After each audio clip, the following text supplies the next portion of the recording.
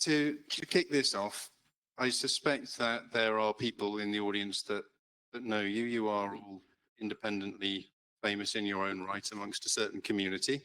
But it would be good to maybe start off with you, Jose, and get some sense from you as to what you've seen recently in 3GPP and how and whether, in fact, those standards discussions that came out recently, you think are a continuation of what's gone on before, or whether you see fundamental new opportunities and new hope to do something that's maybe in a different way or in some way better than you've seen happening before. Okay, we start with the easy question. Well, first, let me say thank you for the invitation. It's a pleasure to be here. I'm a person who's always up for doing things better.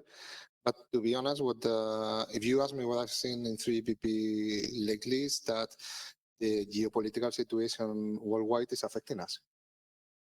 We suffer from that. We suffer from complicated relations between different areas of the world.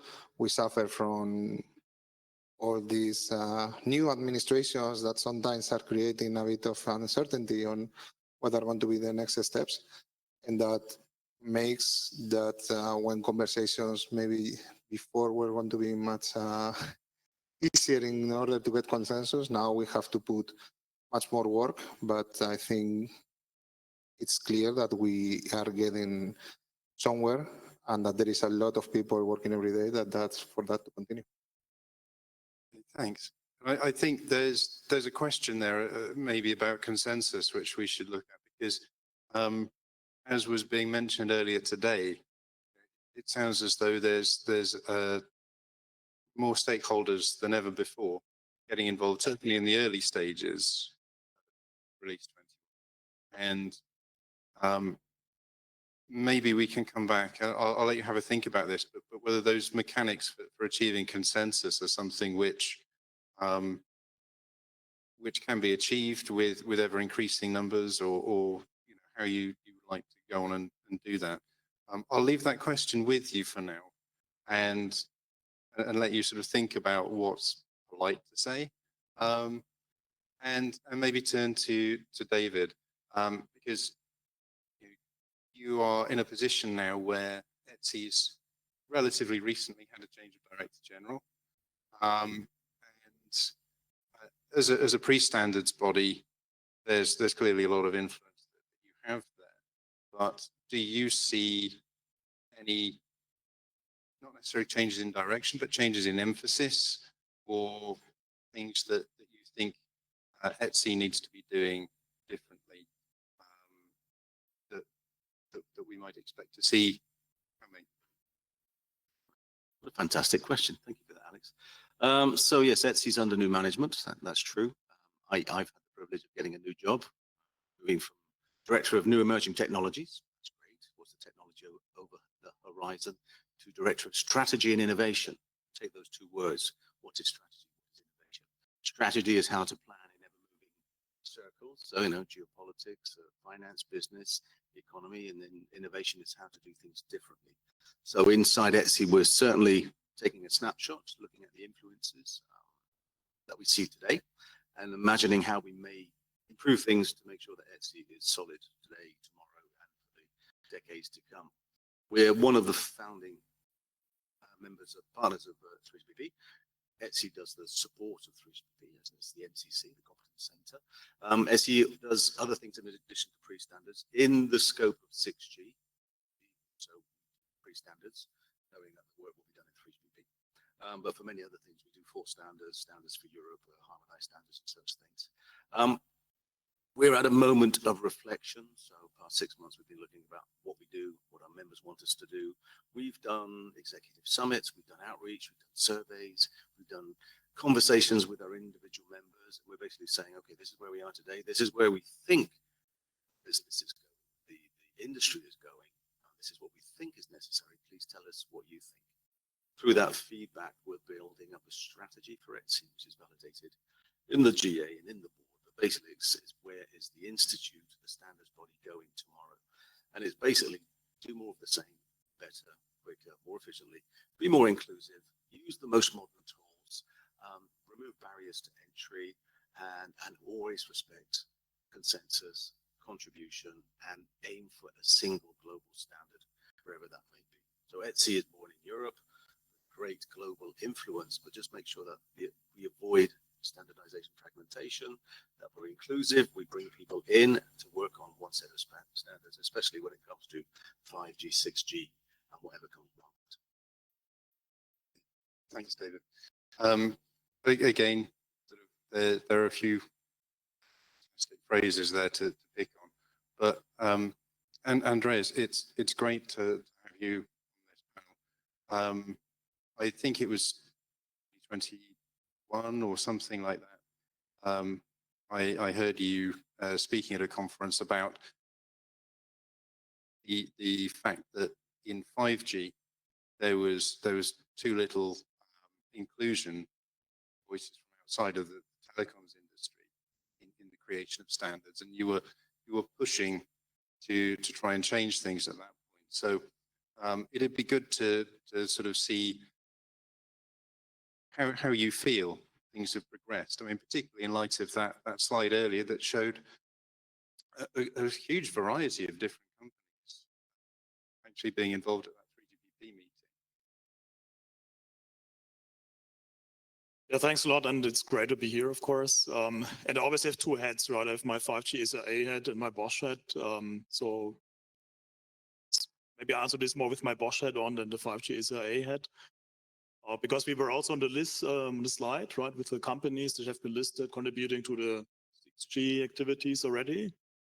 And we think it's very important to be part of this from the very beginning, because we still believe in 5G, even if it takes a bit longer than expected. But maybe it's just a longer journey than we all have thought at the very beginning. And now seeing what is coming up with 6G, and we've heard a lot about this today and also yesterday, right, with digital twins, AI, sensing, and so on. So we think that this might have an even bigger impact on our 5G, maybe never have. But it's still needs to be shown and to be seen. But it's why we think it's very important to be part of the 6G discussions. Having said that, personally, I still think the way 3GPP works is not really optimized for verticals. I represent Bosch. We are probably the largest company in this room. So we have more than 400,000 associates worldwide. And we have exactly 3 delegates.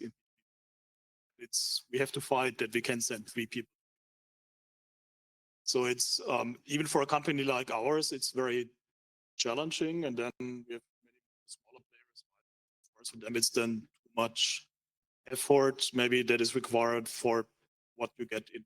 So that's why, of course, there's an openness and verticals are welcome. We talked about this during lunch, right? There was an SA1 workshop in Rotterdam last year, which was very good. And an easy opportunity to provide input, but just providing input at this workshop does not guarantee that your wishes and requirements and so on are accepted and will make it into the standard. So that's why I really hope that we can find maybe a way to evolve HVP so that also for the new players, for all the vertical industries, it's getting easier to get engaged compared to what. Okay, thank you. So I should point out after that sort of brief introduction, again, I know this can be a sort of fairly contentious subject, and we've got some wonderful victims here for you in the audience. If you feel the need to put them on the spot, they will hate me for it, but that's my cross to bear. So if you feel the need, just put your hand up and we'll make sure that your question reaches. And there is one. There it is. Yeah.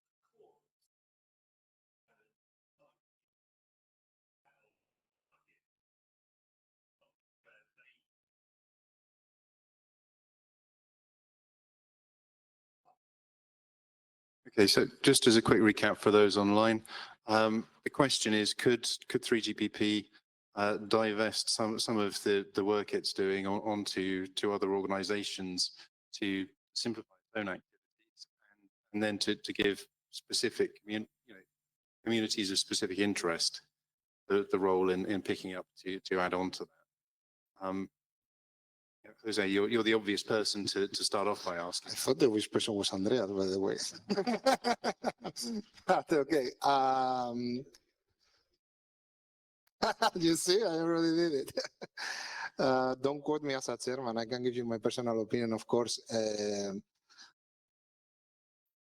In a way, that already happens. So that everything happening in 3EPP doesn't mean that always the same people do everything. I mean, when it's about industry, I think Andreas, I hope you agree on this. We really listen to them with the requirements, with what do they need with the solutions, etc. The manufacturers are there because at the end they are their clients and they want to understand that what we are specified in the future will be used. The only thing is that when you try to do a system, it should be one system and work for everything like a 3EPP is trying to do. We need everything on one place has been the way forward until now. And we also had this conversation during lunch of 3EPP not changing. Actually, I think it would have been a brilliant idea to put a microphone during the lunch time. You would have heard a lot from us. But in my experience, I don't see that. Maybe because I'm a bit of an optimist, but if I look at 3EPP for the last 12 years that I've been there, how we approach verticals, the kind of different partners that now are coming, the time we spend with them, how there has been really successful examples like mission critical, like satellites, like we have seen today, achieving what they need in order to get to 3EPP. I think it's a huge step forward, and it has been also due to changes on the organization, etc. Not on the consensus procedures. I will get to your question later if you want, but they are there for one reason. But I do believe the organization is day by day changing because at the end we are contribution driven and our contributors is the market. So there is no way that we are not trying to adapt. Of course, maybe not to the like of many people. Maybe we don't do it as fast as other people would like. But I don't think we are an organization, or at least my personal opinion, the partnership is evolving day by day. Right. And Andreas, I wonder if you'd like to comment on that as well. Yeah, of course. I mean, the Dean's question, I think, was, would we like to see that or so? From my perspective, absolutely yes, right? I mean, the reason why we have 5G ETSI and also other organizations like 5G AA, 5G MEG and so on, is to fill the gap a little bit. To make it easier to make the voices heard of the vertical players, in case of 5G ETSI, of the manufacturing industry. So we're having good discussions there. We are talking about requirements and so on. But what is still missing is, I mean, 5G ETSI's organization is a market representation partner, but of course cannot make any contributions. So we can write a liaison statement to 3GPP, then it's noted, and that's it. But there can be no formal contribution, which also has good reasons, right? But of course, I think what would be good is to have at least a discussion to see what can be done to make it even more impactful, especially for the industries. Because what I always think is, I mean, 3GPP certainly is a success story, right? So it was the first initiative basically that led to a global standard. We're still using it today. We are all having a 3GPP capable or compatible device in our pocket. So it's a success story. If you look at the verticals, I think that some cases where it has been successful, you mentioned mission critical and so on. But if you look at manufacturing, to some extent automotive and so on, still we are behind the original expectations.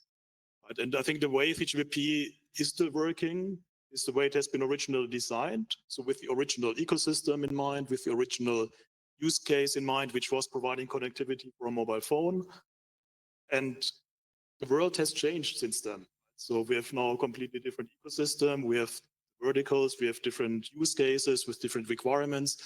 With 6G, we are talking now about modern connectivity with or 6G as a platform and so on. So everything is changing. We're still doing standards as we've always done it, and it works fairly well. Could it work better? I believe yes. And at least we should have a discussion and an exchange and see how it could be optimized, maybe how it can be made more, let's say, user-centric. Because it's a major difference with the verticals. Before the users, I mean, you and me, we were all users, but the users did not go to standardization. They could not go. With the verticals, it's different, right? The end users, Bosch, and Siemens, and ABB, and so on, suddenly they can show up in standardization.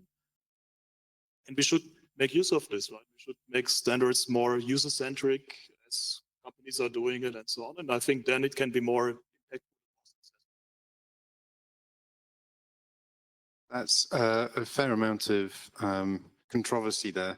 I don't know if David, you want to come back on that?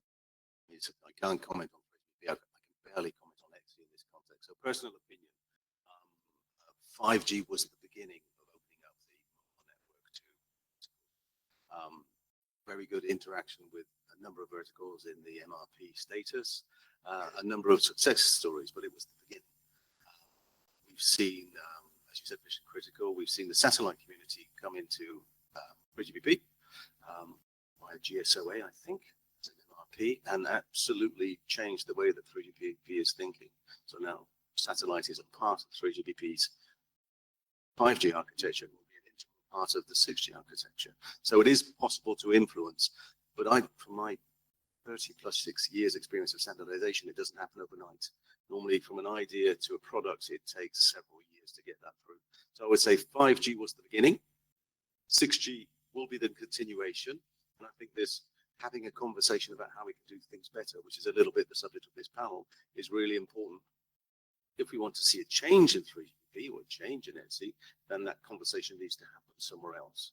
But let's think about some ideas. Let's think about maybe some areas to improve. I don't like to call them problems, areas to improve, and imagine some scenarios where we can say, okay, maybe we can delegate some work out, or we can collect input in, or we can provide a feedback loop on the requirements that have been set by verticals. There's maybe a few things we can think about and see if it will work. But then at the end of the day, changes in 3GPP will be decided in 3GPP. Thanks. So I did have a question, which is almost the opposite of Dean's. And that is, when we look at the scope of something like 6G, people today have been talking about elements which go far beyond mobile connectivity. You know, just for a start, we're talking about the fixed NTN, obviously, but then also areas like AI, talking about some of the IT elements which either fall outside of standardization entirely and end up being de facto, or else are a very different environment to work with. And so I'm curious as to how that operates today and whether there are ways to engage with some of these other communities in a better way in order to achieve the outcome of 6G that, for example, the members of 3GPP want. Again, me. Sorry. I get all these questions today. Let me go back. I think we are talking about 3GPP, but 3GPP is composed by many companies, and we are talking about an ecosystem. I think what we should think about, Andreas, I'm going to show you this one if you allow me, is that there is a lot of companies of the 3GPP ecosystem who has joined 5G ICA, who are active in 5G AA, who are active in 5G MAC. There is a lot of vendors and also operators who not only have said, like, you verticals come to us, they are also active on this pre-standardization, these interest groups, market representations, trying to help them since the beginning and trying to learn from them on how to do things better. What would be interesting to know is why everything is not then carried to 3GPP, but I mean, there is a lot of help from the ecosystems in doing that. And then already in 5G, there was a lot of NFE, cloud, etc. There was a lot of things that we never standardized 3GPP, and we depended on external communities. So the market, the 3PP, knows where is the limit to standardize, and when then there is up to other bodies which we may have connections or relations. I mean, for some people we will work as in a black box, but maybe we are a bit more open that we saw because our partners are not only in 3GPP and other places, and that helps, and that's how we do it. Maybe it's not official from 3GPP to external organizations. Sometimes, yes, we have liaison, we have relations. If you go to the website of 3GPP, you will see all the market representation partners that we have, and we, of course, have liaisons with ITUR, with ESMA, with ESA, with 5GIC, and all the other communities. But I think the most important thing is that our partners, even the founders of 3PP, the ones that there were first, they have also integrated these other communities. And they are the best way to make the success of everything interworking. Thank you. And I have to ask it. It's probably going to be fairly irritating, but David, it wouldn't be the first time, would it? You were mentioning about working alongside 3GPP, obviously, but then also within Europe, the standards. And a number of times over the years, you've mentioned sort of standardize where that's necessary, ignore it where it's not. So, I mean, my question there is really, how do you draw the dividing line between what's a necessary standard for Europe or something that actually has value globally? Is that purely a politics question, or where do we go with that? I remember the concept I presented yesterday. It's standardized just enough at the right time and in the right format. So don't standardize too much so that you lock the market. Don't standardize too early because then you lock them. Standardize too late because then the market is beyond you. Don't give standards which are not in the right format. So really meet the needs of industry at the moment in time. So today we're talking about what will 6G be. 6G will be available in 2030, plus or minus. Some people want to come early, some people want to see it delayed. So we're trying to design today, living from 2030 to 2050 possibly. So it's quite difficult to do. The important thing is really you don't want to break what exists. I mean, 3GPP exists, it's doing a great job. We can improve what exists. ETSI is a part of that conversation. But always coming back to the fundamentals. 3C, contribution, consensus, and collaboration. So as long as, if you want to change it, come and contribute, which you see with the verticals, different companies. If you want to get things done, collaborate. So come with joint positions with different companies from different communities. And then at the end of the day, consensus will decide. So it will be a standard which will hopefully serve the average common good of industry. So as long as we can protect the 3 C's, not the computing continuum, that's what I'm all for. Okay, thanks. And so, in short, there's some things that you can't really talk about. Absolutely. This is why we have lunch. Fair enough. So I am turning again to the audience, keeping an eye out here. Is there questions that you want to ask? But we had some comments earlier today during a discussion on the enterprise perspective, and what was coming out of that was very much the idea that there would be value in, for example, having,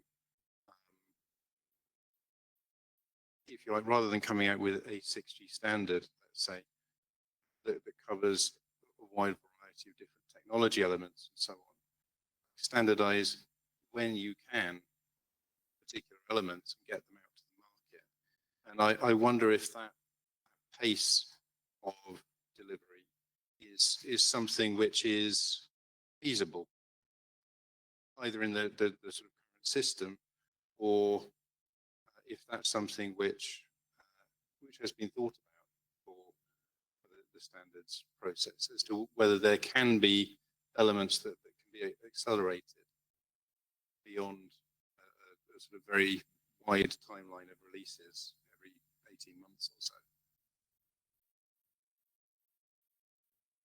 Me? Yeah, I mean, is that something that you've sort of been looking at? Let me see if I understand. What you are saying is if how can we adapt better to the market needs? To me, we talk a lot about how 3GPP works. I think David expressed it really well. To me, one of the key issues, and of course I'm an optimistic about 3GPP, as I've spent quite some years there, is that we are contribution driven. There is the chairs, don't have a direction. There is nobody, there is no head of 3GPP giving the direction of what has to be standardized or not, when, how, or why. The groups want to say something that's not completely true. We have the plenaries that give directions, right, to the working groups, but there is an independence on when things are getting by each group, etc. Because again, we are contribution driven, which is, I think, a bit the challenge that verticals are really happening. If that something work in one group doesn't mean that will be translated to the next group if nobody bring it to the table, which is a challenge, especially if, again, and I know that Andreas is agreeing with me, because, and that is a problem for verticals, but that's also a way to ensure that the partnership is working on what the partners want, that you always have to bring contributions. So at the end, what we are doing in the partnership is to standardize things when our partners want, what our partners want, and how our partners want. So if we are doing a good job or not depends on the knowledge of the market of our partners.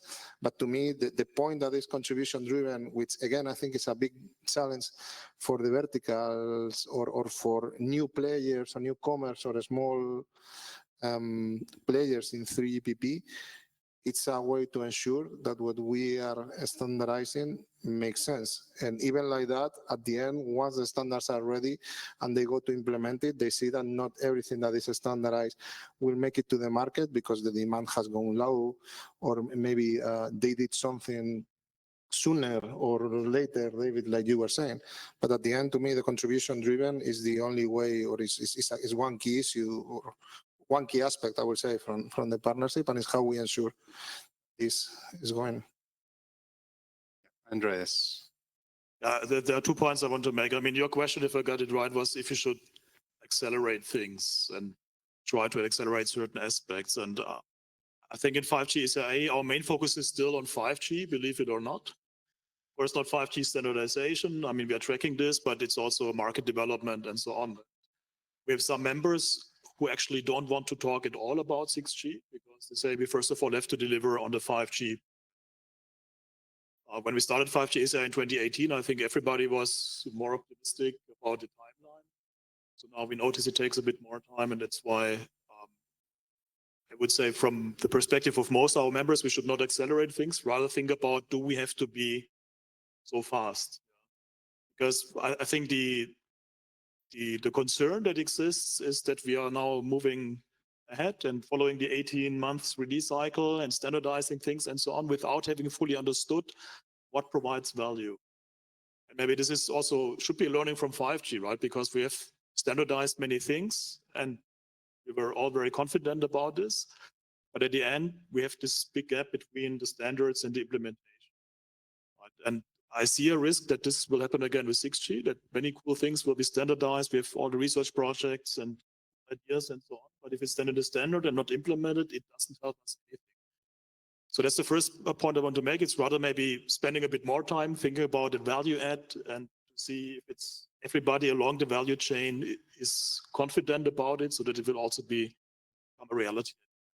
The second thing is with the contribution-driven nature. I mean, it's fully understood, but that's exactly maybe where some changes would help, because as you said yourself, right, if we bring a use case into SA1, which what we are doing, also as Bosch, right, so it's no guarantee that round 1 and SA2 and so on, they will pick this up and will do it in the right way. So you basically have to be in all the groups if you want to make sure that you really get at the end. what you want to get. And I think this is simply too complex, yeah, as we have it right now, for the verticals to do it. And of course, you could say then it's maybe not important enough for the verticals if they're not willing to invest this effort. But the point is the verticals, or most of the verticals, they have alternatives. So if you are running a factory, it's not that you have to use 5G or 6G. The factory is running very well today without it. So it's more an opportunity for the 3GPP-based ecosystem. So if the things are done right, it's an opportunity to really unlock substantial new business. If it's not done right, it's a missed opportunity, because then factories will still produce things and so on, but maybe we'll use different technologies. And that's a difference compared to the classical consumer business, right? So if we want to use a mobile phone all over the world, we have to use the standard. Good point. I realize that we are getting close to the end of this conversation, and I've thrown some fairly unfair questions at you. So to turn it around a bit, I'd like to ask each of you where you see opportunities to improve standards process, whether that is in terms of collaboration or in terms of the internal operational processes, or whatever else, maybe the scope. But it'd be good to get a sense from you as to where, in an ideal world, you'd like to see things heading. David, maybe we can start with you. Personal opinion. Yeah. I would say improve on the existing. So 3GPP, ETSI, the standards community, they have some very good skills, services, tools, community. They're serving the need today, but come back 2035 when there's going to be AI everywhere, maybe even AI writing the standards, or the standards will need to be there for AI. So we don't know what it's going to be like. And do we need things the same way tomorrow as we do today? Obviously, we won't keep up with the progress and the need. So definitely keep an eye on the future. I was just trying to think, I mean, I cannot talk about 3GPP, but I worked there for 6 years, from 99 to 2006. And definitely education. I know MCC, they do onboarding and education to ensure that the system is accessible, that people understand, because it's a very mysterious group. So if we can educate delegates, students, how to get on board, that breaks down a barrier. Another one is pre-standardization. So here I can talk with confidence. ETSI is doing some pre-standardization, some standardization which may or may not be used in 5G and 6G, NFE, MEC, ZSM, ENI, ISGs in ETSI have been around for 5 years. For 6G, we have RIS, terahertz, ISAC, and MAT. These are technology development straight out of research, which will deliver specifications which may be developed further by 3GPP or not. So I think definitely focus on pre-standardization and make sure that the good work done in ETSI and in other groups are considered to be reused in 3GPP. The other one has to be said, tooling, and this is a conversation we're having in ETSI, how we make sure that the CR database, the specs database, the Word template, the format, the PDF, the macros 3GPP are cutting edge, future-proof. Do we need PDF documents? Do we need Word documents? Do we need living code? Do we need markup? Possibly the answer is yes. To be able to integrate the standard into the sort of feeding into standards and then being implemented in products process all the way through. I know many companies are thinking about it. So inside ETSI and inside 3GPP, we're thinking about what are the best tools to be able to make sure that standardization is fit for the next thing. Andreas, I'll ask you, and then. Yeah, I think I'm realistic enough that we cannot completely change 3GPP from one day to the other, but I still think it's worth a thought experiment. So how would we design 3GPP if we started today, forgetting about all the legacy structures and so on? Maybe this can give us some guidance about some small steps that we can take in this direction. At least it would be great to have a more structured and focused discussion on this. So similar to what we had now in this 20-30 minutes or so, but in an extended group, of course. So what are improvements that can be done?